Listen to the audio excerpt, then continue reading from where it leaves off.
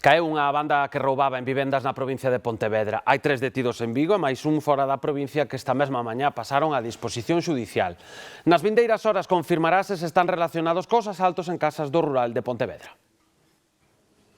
Traballan rápido de xeito organizado e sen apenas deixar pegadas. A persiana do baño estaba a contra levantada e a persiana rota. Todo tirado, todo aberto, non lle queda nada sin abrir, sobres e tal, pero ao mesmo tempo ves que actúan moi rápido.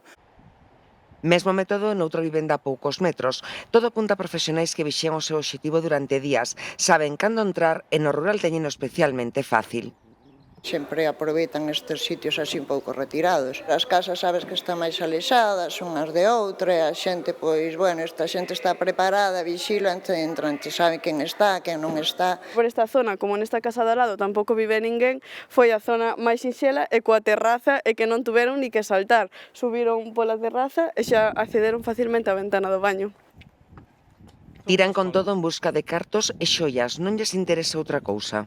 Eu teño un ordenador e tiña moito medio nese sentido porque traballo con menores e tiña informes. Estaba o ordenador e por riba as miñas gafas e levou só as gafas. Tamén temos nunha das habitacións un ordenador grande de torre, tampouco levou. A polo que viña era por cartos fáciles e rápidos que había á vista e que colleu e a por xoias que tamén estaban á vista. Cosas de oro. A banda que caeu en Vigo actuaba nas Rías Baixas e en xeral por toda a contorna de Pontevedra. Hai 4 detidos, un deles fora da provincia. Aínda non se sabe se tamén son os responsables destes roubos na zona de Marcón e Tomeza, onde levan xa uns meses de susto en susto. Nunha casa aquí que son veciños, que non están aquí, que están no País Vasco, e chegaron a pasar uns días e encontraron a casa toda desfeita, entraranlle por unha xanela. Na mesma semana, 2 en Tomeza, na zona de Tomeza que é aí abaixo, e un en Bértola.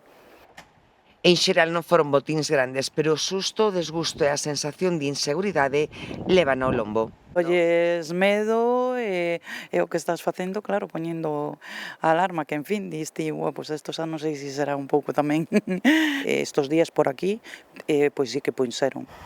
Os 4 detidos xa pasaron a disposición xudicial en Pontevedra.